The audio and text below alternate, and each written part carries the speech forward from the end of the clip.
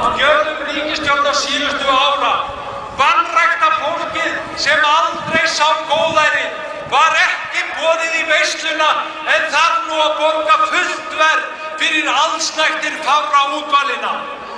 Góðir Íslendingar, á undanförnum vikum hafa stjórnarherrar þessa lands opinberað máttleysi sitt og mótsagnir svo munar. Í vonlausri baráttu sinni í að firra sig ábyrgð hafa þeir bent á alla aðra en sjálfa sig. Þetta var undirmálslánum í Bandaríkjunum að kenna. Þetta var bönkunum að kenna. Þetta var útrásarvíkingunum að kenna. Þetta var EES-samningnum að kenna. Þetta var bresku hryðjuverkalögunum að kenna. Þetta var neysluæði íslensku þjóðarinnar að kenna og þeim sem misnotuðu frelsið. Þetta var öllum öðrum að kenna nema þeim sjálfum. En hverjir voru það sem einkavinavæntu bankana? Hverjir voru það sem skrifuðu undir EES-samninginn? Hverjir voru það sem sömdu regluverkið og áttu að sinna eftirlitshlutverkinu? Hverjir gáfu áhöfninni frelsið til að misnota það?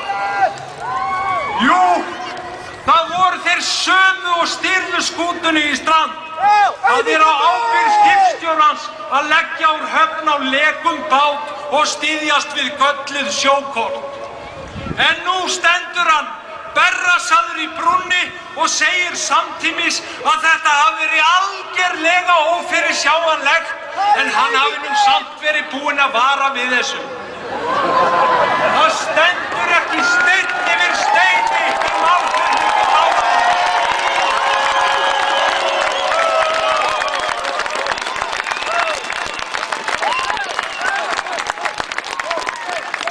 Það krafa íslensku þjóðarinnar að þeir sem bera ábyrgð á óförum undanfarinna ára segi af sér hið snarasta.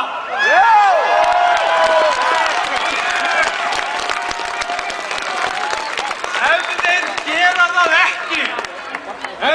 gera það ekki, þá mun hernaðurinn gegn heilbrigðiskerfinu og öðrum grunnstoðum samfélagsins halda áfram nú þegar kreppan blasir við stærri og óhugnanlegri en nokkuð tíma áður. Íslendingar, við látum ekki lengur bjóða okkur maðkað mjöl.